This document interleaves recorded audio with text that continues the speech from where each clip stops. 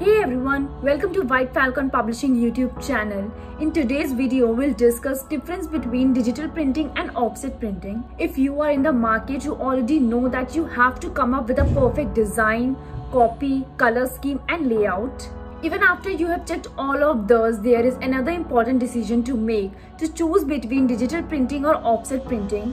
जो traditional publishers होते हैं वो अपनी ज़्यादातर बुक्स प्रिंट आउट कराते थे in a traditional manner, that is offset printing. और ऑफसेट प्रिंटिंग का जो प्रोसेस होता है उसमें थाउजेंड ऑफ कॉपीज जो होती है वो प्रिंटेड होती हैं। To keep the economies of printing cost low, this huge stock of copies needs to be stored, distributed and maintained for quality.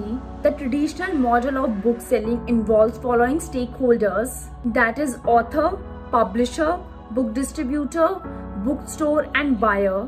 There is a need to keep the printing cost low because हर एक को अपना share equally मिलना चाहिए। जितने भी following stake holders हैं उनको सबको शेयर इक्वली मिलना चाहिए। दैट्स वाई जो प्रिंटिंग कॉस्ट होती है वो लो होती है। पहले जो बुक्स होती हैं वो प्रिंट होती हैं बल्क में और फिर वो डिस्ट्रीब्यूट होती है। मोस्टली जो बुक्स होती हैं वो सेल होती हैं थ्रू बुक स्टोर के। इन ट्रेडिशनल मैनर में वो बुक स्टोर के थ्रू सेल होती हैं एंड आफ्टर दैट बुक्स को बल्क में प्रिंट करके nooks and corners of the country में डिस्ट्रीब्यूट किया जाता है।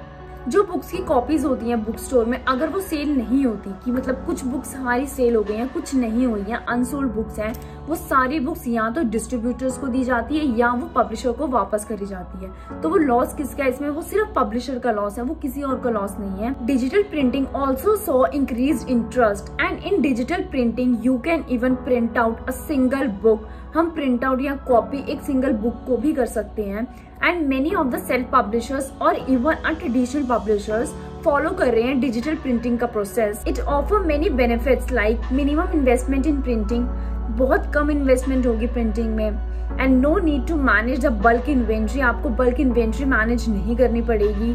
रिड्यूस स्टोरेज स्पेसिस, उससे क्या होगा आपको जितनी रिक्वायरमेंट है आप उतनी बुक ही प्रिंट आउट कराओ तो उससे क्या होगा स्टोरेज बचेगी। Less wastage of paper, come paper use होंगे। क्यों? क्योंकि जब हमें रिक्वायरमेंट है जितनी बुक्स की रिक्वायरमेंट है हम उतनी ही प्रिंट करेंगे तो लेस वेस्टेज ऑफ पेपर होगी। Less time to be taken to bring out the book to the market, कम टाइम लगता है इसमें बुक जब मार्केट में लाने के लिए। क्यों?